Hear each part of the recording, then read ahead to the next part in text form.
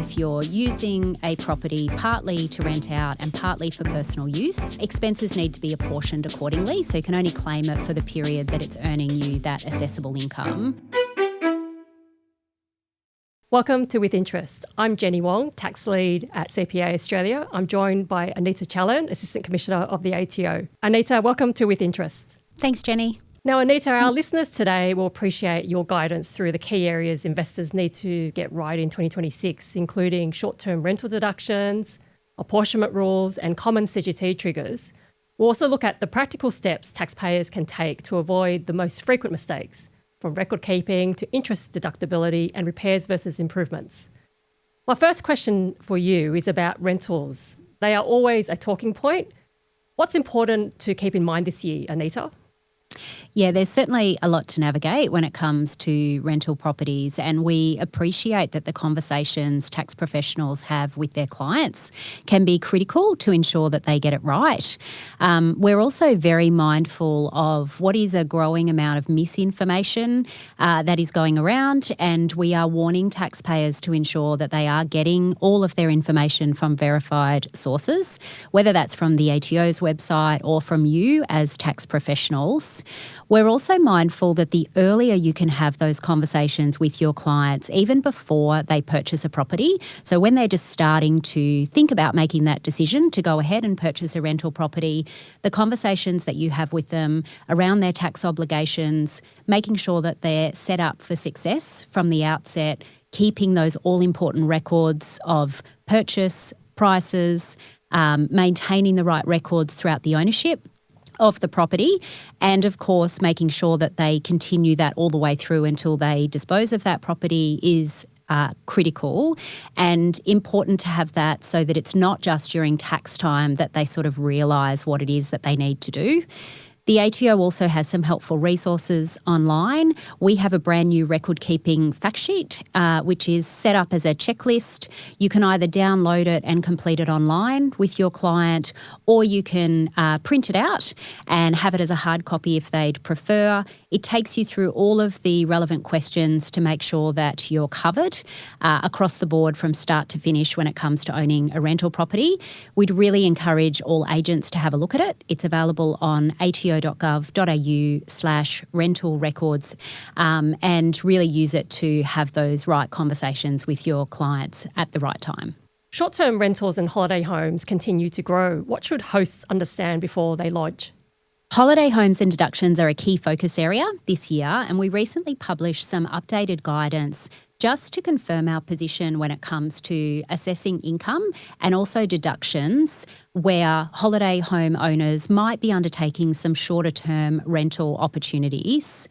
With the growing use of online booking platforms, it's much easier for holiday home owners to undertake short-term rentals, and it is important for clients to be able to ensure that in renting those properties, the primary purpose is to mainly produce assessable income.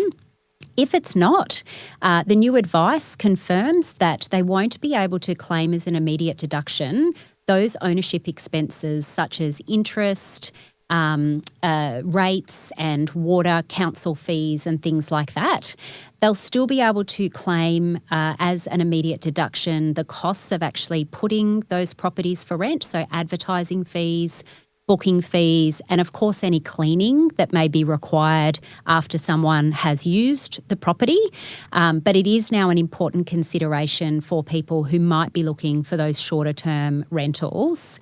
If the holiday home is mainly used to produce income, but there are some periods where you're using it for personal use. Of course, the other important thing to note is that you can only claim the costs during that period where it is available for rent. So apportionment is key in those instances. We do sometimes see some short-term rentals avoiding availability during those peak periods, such as school holidays, or applying some restrictive conditions, such as rental prices that are just ridiculously high, making it very unlikely that they will actually be rented out. And that's okay to do that, but importantly, you do need to understand the consequences of that in the context of those ownership costs. What I will say is that even though you can't claim those as a deduction, you can, of course, include them as the third part of your cost base, which is an all-important context for when you dispose of the asset and you're considering any capital gains or losses. To some people, claiming loan interest may seem straightforward. What are some of the things that can make this more complicated, and what steps can people take to make things easier?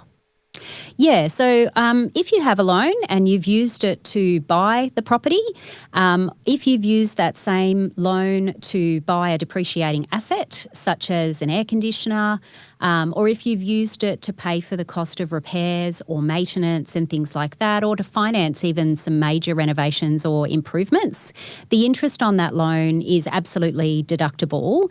Where it can get a little bit tricky is if you're using the same loan for any personal or private use. For example, if you refinance or redraw money for a holiday or for school fees, you do need to make sure that you're not claiming the interest associated with the portion that's used for those personal expenses. And the other important thing to note is that good record keeping is really critical. You'll need to take into account that apportionment for the full life of the loan. Why it's so important to keep those accurate records, just to make sure that when it matters, you've got everything up to date and to hand so that you can easily apply that apportionment when you need to, when you're lodging your tax return. So staying with apportionment for a moment, this is still where a lot of errors occur. Where do you think clients need the most support? It's mostly helping them understand when they need to apply that apportionment. So I think in most instances, people would understand that if you're using a property partly to rent out and partly for personal use, expenses need to be apportioned accordingly. So you can only claim it for the period that it's earning you that assessable income. What people may not understand quite as readily is that the private use may also apply in instances where you rent out your property to family and friends at below market rates, or of course those times where you just hold it on the side for your own personal use. The other thing to remember is ownership of the property matters, and there's certainly instances where you may, for example, have joint tenancy, which is an equal legal ownership split of a property, just ensuring that those expenses are apportioned in the same way as that legal ownership applies. The same applies when you're actually declaring the income that you're earning off the property as well.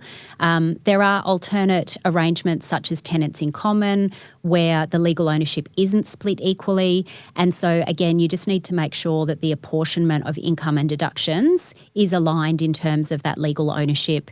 And it's best to know the position up front so that you understand the implications throughout in terms of how that would apply. The other thing to remember is where only part of the year the rental property is available for that income producing purpose, you do need to apportion based on the number of days that it is available for rent. Similarly, if you're only renting part of your house, so if through your family home you decide to rent out a room, you do need to align the appropriate apportionment associated with the floor area of the room that's being rented out. You may also then need to apply the number of days if it's not available all year round, so that can get a little bit trickier as well. And in those instances, for the time where that room isn't being rented out, the entire property is treated as your own personal use asset, so not an income producing asset that you can then claim deductions on. So look, it can get a little bit complicated. Again, I'm not sure, I've mentioned records a few times. Very, very important to make sure your records are up to date and that you're keeping records for everything. Repairs and improvements often get mixed up. What's the simplest way to break this down? So to put it very simply, if you're fixing wear and tear of a property, as a result of things that have occurred while it's being tenanted, those are considered repairs, and you can usually claim those as an immediate deduction in your tax return.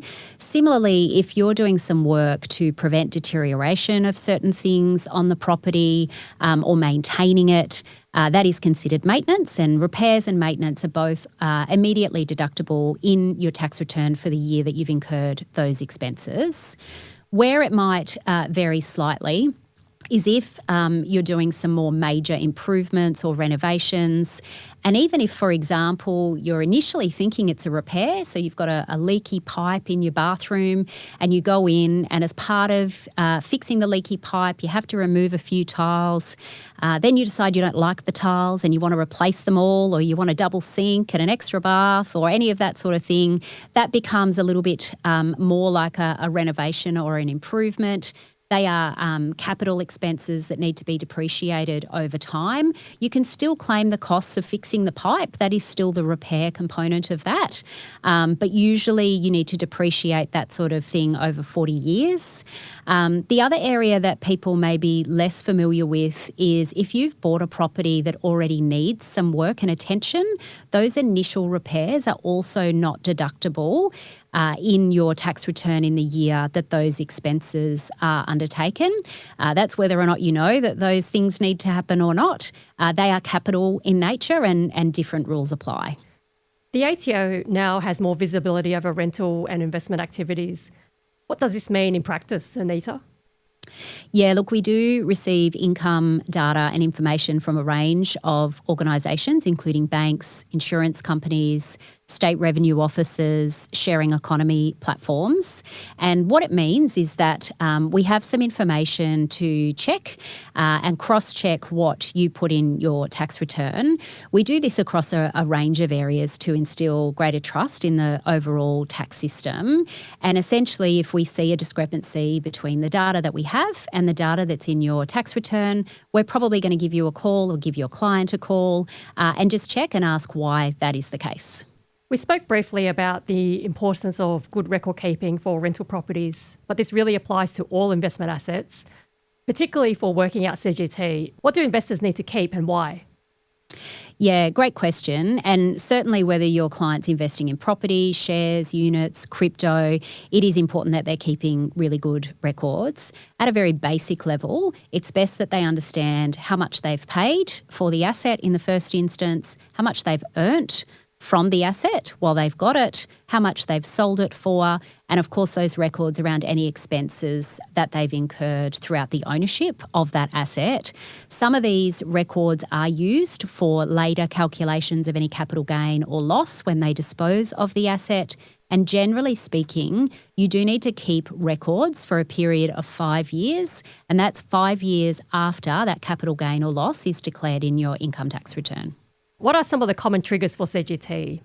Are there some that are often overlooked? Yeah, absolutely. So CGT, as we've said, applies to shares, units, crypto, property, and many people will pay attention and be familiar to the sorts of events, CGT events, that therefore occur when you give away an asset or sell it. Or if you get shares other than dividends through a managed fund. And that's a good thing because they are all CGT events, and so that is important. There are some other instances, though, that may occur throughout the ownership of particular assets that are worth paying attention to.